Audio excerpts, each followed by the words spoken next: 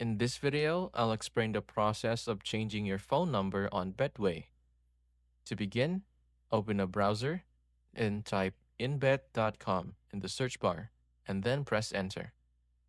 On the login page, enter your login credentials and click on the login button. If you have forgotten your password, click on the forgot password to reset it. To change your phone number, click on your profile at the top right corner and select Update Personal Details. If you don't have this option, click on the Support button and click on Help. On the Update Personal Information page, click on the top section and follow the instructions. To verify your identity, send an email to the email address stating your problem with the changing of your phone number and include your username. Send a bank statement or utility bill. Enter your old and new numbers and press the send button.